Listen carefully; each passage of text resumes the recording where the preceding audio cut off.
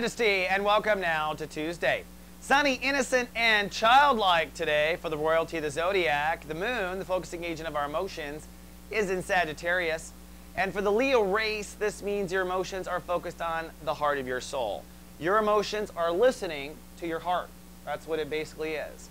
And emotions are an independent state of awareness. Our emotions are one thing, our thoughts are another, and there are 10 others on top of that. So, that said, today your emotions are speaking to your heart.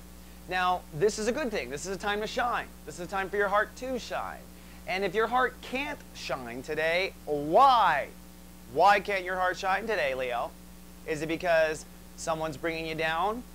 Is it because you're in a job that's bringing you down? Is it because you've allowed yourself to fall into an old karmic trap? That probably is the answer, because we're in chapter 3 of Sun in Cancer, and in the next 8 days, Leos are building a subconscious faith in themselves that is weed-free.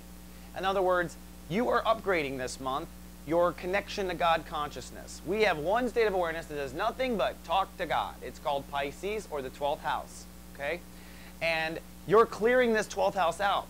Now, what gets in the way of our talk to God? Well, all kinds of chatter and pain from past life issues, right? And it's not even past life. We can go up a little higher. It's this life too. All that childhood crap, we call them weeds. So what we need is a connection to God consciousness and a faith in ourselves, and we need a subconscious relationship to ourselves. In other words, the God that we are for us. That's what it is, because we have to be our own God and talk to God. The God that we are for us. Is that God for you nurturing you? Or are you always on the knees, right? Do you nurture yourself inside yourself? Is that voice in you a loving, nurturing voice? Is your God a loving, nurturing God? Okay? And do you have an inner faith policy that is weed-free and allows you to feel faith again? So in other words, for Leos to be stars in the new Earth, which is coming around the corner, you're going to have a bulletproof faith in yourself.